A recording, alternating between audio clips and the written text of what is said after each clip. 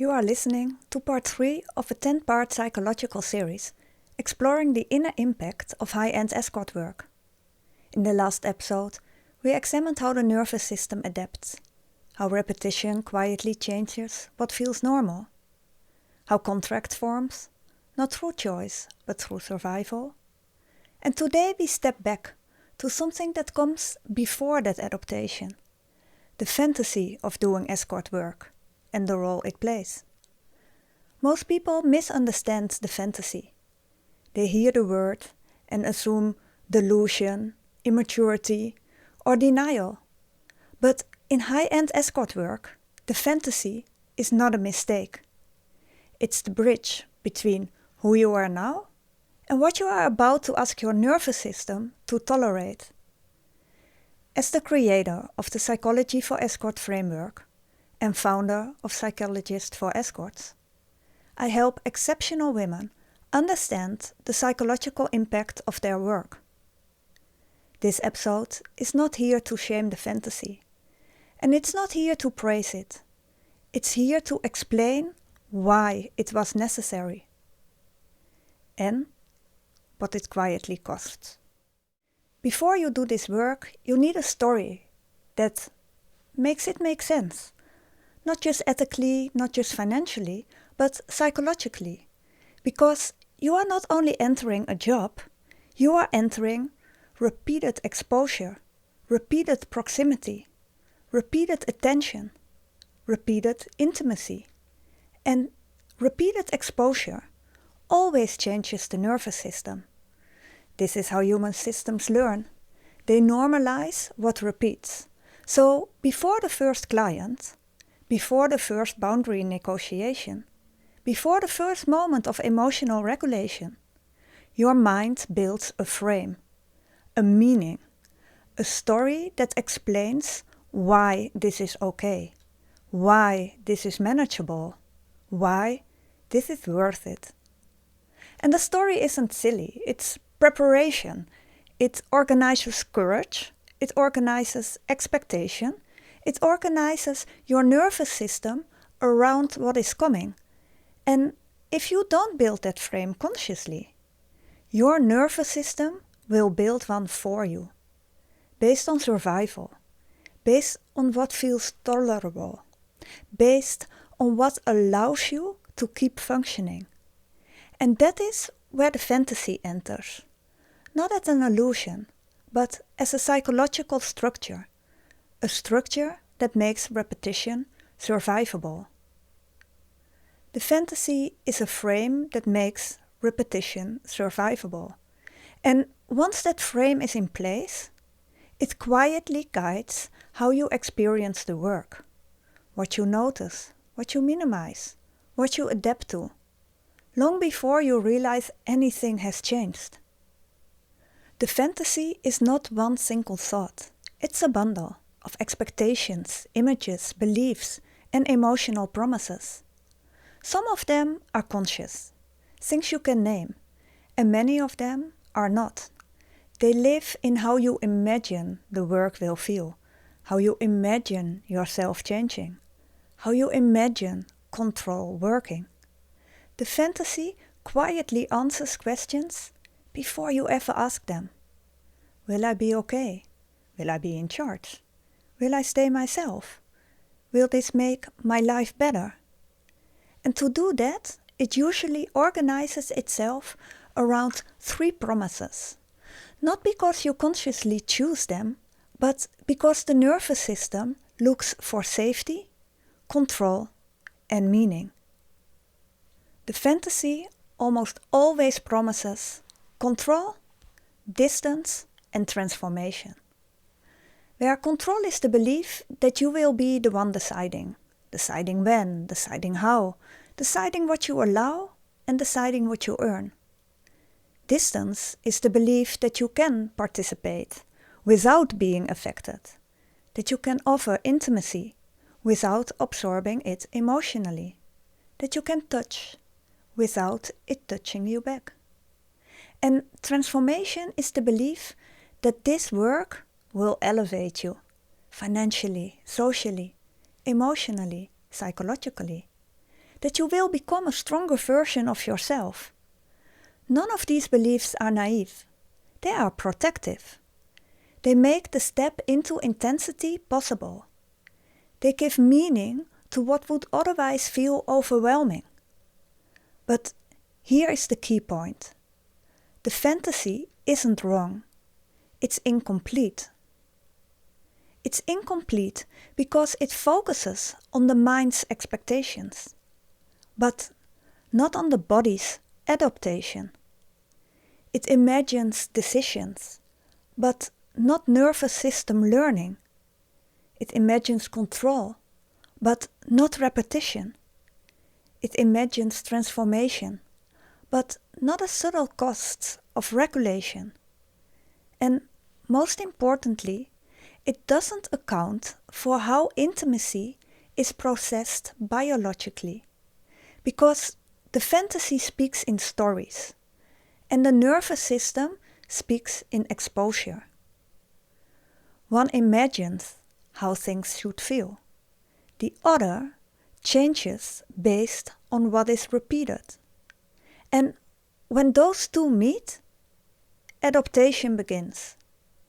Not because the fantasy was wrong, but because it was never the full picture. This is why so many women say, I thought I would be fine. I thought I was prepared. I thought I knew what I was getting into. And in a way, they did. They understood the practical reality, but not the neurological one. And the gap between expectation and adaptation is where the real psychological impact begins. And as we now know, the nervous system speaks in exposure. And when exposure begins, the first thing the fantasy tries to protect is control. Control is usually the first promise the fantasy offers. Because control feels like safety.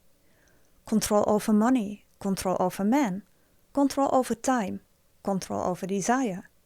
For many women, control isn't about power.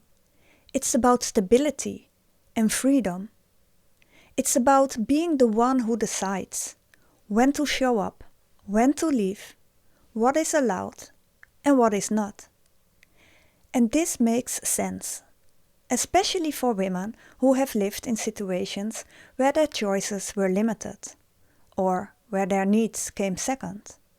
So the fantasy becomes, I will finally be the one in charge, not dependent, not waiting, not negotiating worth. And again, this isn't naive, it's protective.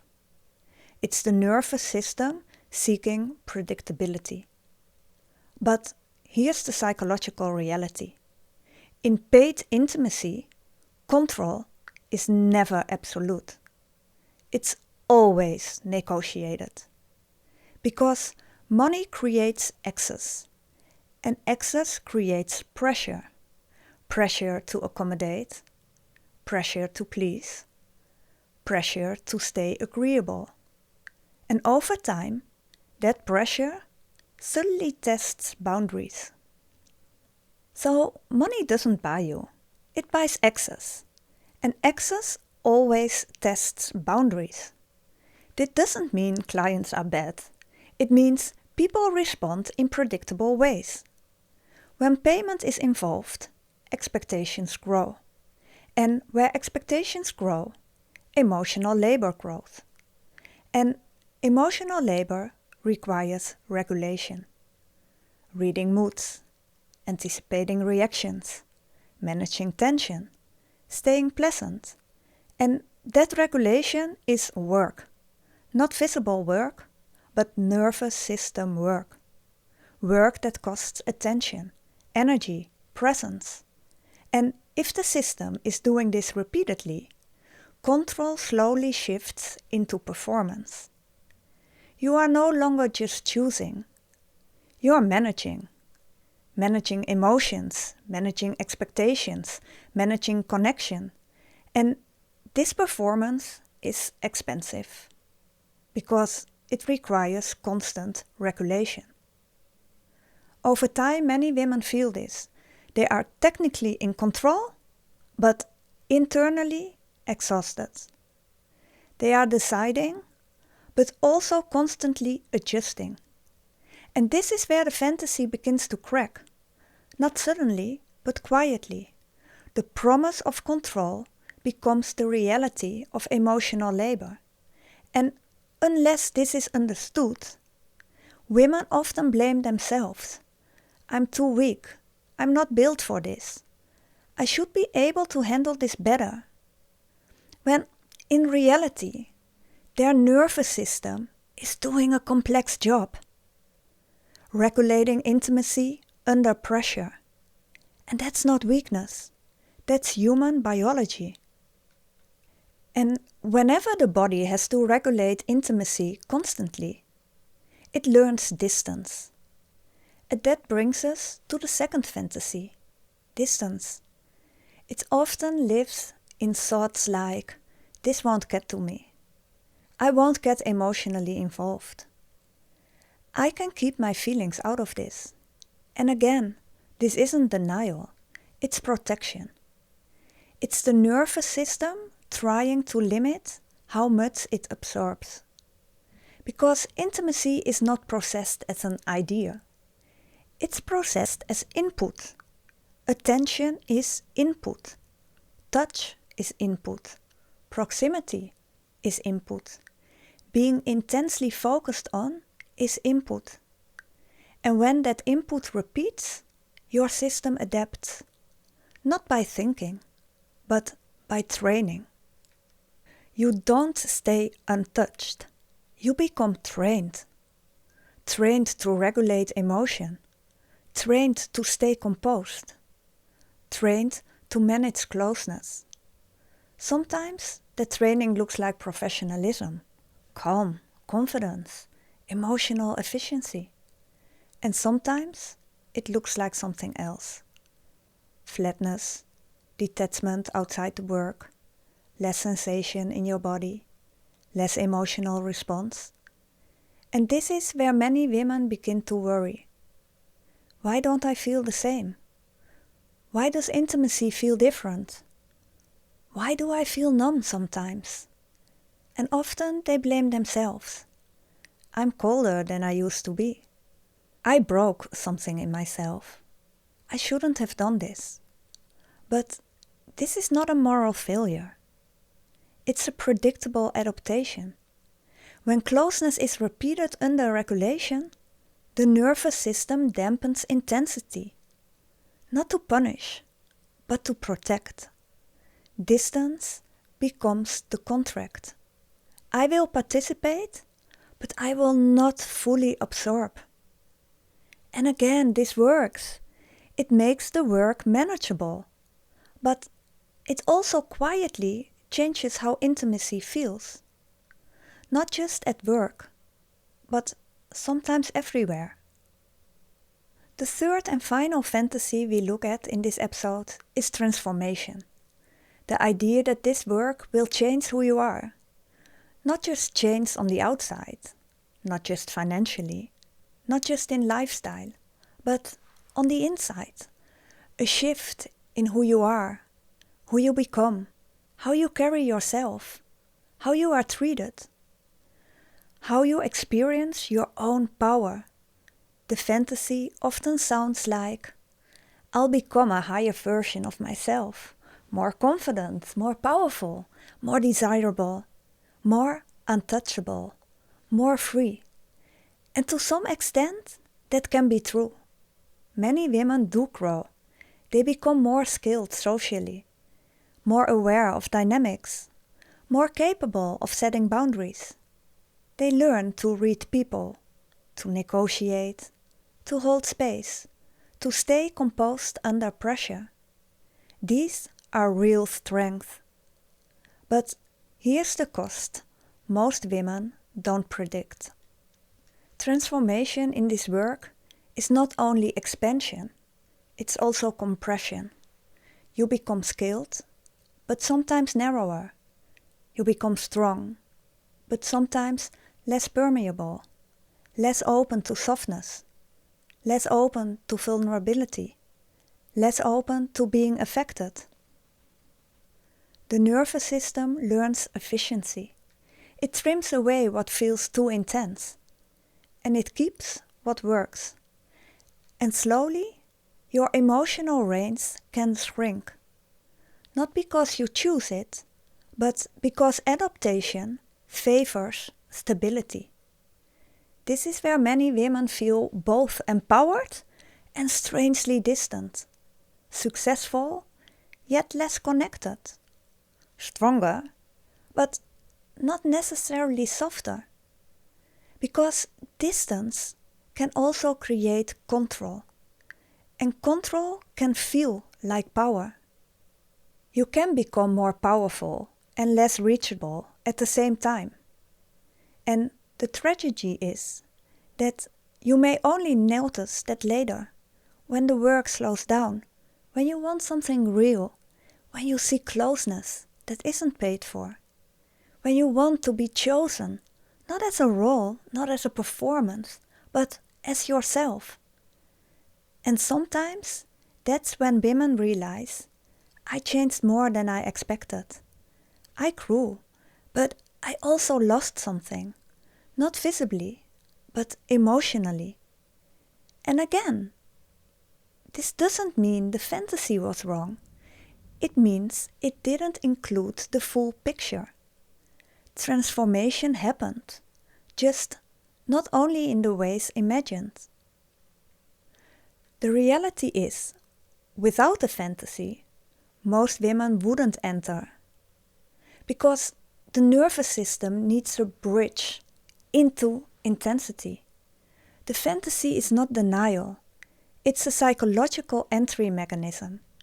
It's what allows your system to step into repeated exposure without being overwhelmed immediately. The fantasy is what makes that first step possible. It organizes courage. It gives meaning to risk. It frames uncertainty as opportunity. It organizes your nervous system around a promise of control, a promise of safety, a promise of improvement. And most importantly, it protects you from seeing the full complexity too early. Because if the mind saw everything at once, the emotional labor, the boundary negotiation, the constant regulation, offering intimacy while regulating against what you actually feel, most systems would freeze or retreat. The fantasy gently narrows the focus. It highlights what feels hopeful and softens what feels overwhelming. This is not self-deception. This is how human psychology handles big transitions. Like starting a new career, entering a new relationship, or moving to a new country. Every major life shift comes with a story that makes it feel survivable. Escort work is no different. The fantasy simply does that job in an intense environment. And when understood this way, it becomes something to respect. Not shame, not glorify, but understand. Because it carried you into something difficult. And it did so to protect you. That is how humans survive major transitions. As we have seen, fantasies are not free. They always have a cost. The cost doesn't appear immediately. It appears slowly. The cost begins when the fantasy becomes your only frame, when it's the main story you use to interpret everything, when you use it to override signals of fatigue, signals of discomfort, when you use it to silence what feels off, when you tell yourself, this is just part of it, this is normal, every escort feels this. And when you use it to normalize what your system is actually protesting, tightness in your body, loss of sensation, emotional withdrawal, constant alertness. These are not personality changes. They are feedback. Feedback from the nervous system about load. And this is the turning point. A fantasy becomes dangerous when it replaces feedback, because feedback is how the body protects itself. It tells you when something is too much, when something needs adjusting, when something is no longer sustainable. But when the fantasy stays in charge, feedback gets ignored. And this is where women get trapped, not in the work, but in the story that says, I'm fine, this is fine, I can handle this. While underneath, their body is slowly negotiating a different contract. A contract of numbness, a contract of distance, a contract of hyper-control. Not because they choose it, but because the system is adapting under pressure. And the longer feedback is ignored, the stronger those unconscious contracts become. This is how burnout doesn't feel dramatic at first. It feels like adjustment. This is how emotional disconnection doesn't feel like a problem. It feels like professionalism. This is how exhaustion feels like strength. Until one day, the cost becomes impossible to ignore. So, if you are listening to this and you recognize yourself, not in one part, but in many moments, this isn't about judging your fantasy. It's about understanding it. Because the fantasy wasn't foolish. It was functional. It helped you step into something intense. It helped your nervous system cross a threshold. But what works to enter is not always what's sustained. And this is where awareness matters. Because what you understand, you can renegotiate. You can soften it. You can adjust it. You can let it evolve. But what you don't understand, you will live inside. It will quietly shape your reactions, your boundaries, your emotional range, your sense of self. And that's why insight is not just information, it's freedom. Freedom to choose how you engage, how close you come, what parts of yourself stay open. The fantasy isn't the enemy, but it was never meant to be your foundation. Because what truly shapes the experience of this work is emotional labor. And that is where the real psychology of this work begins.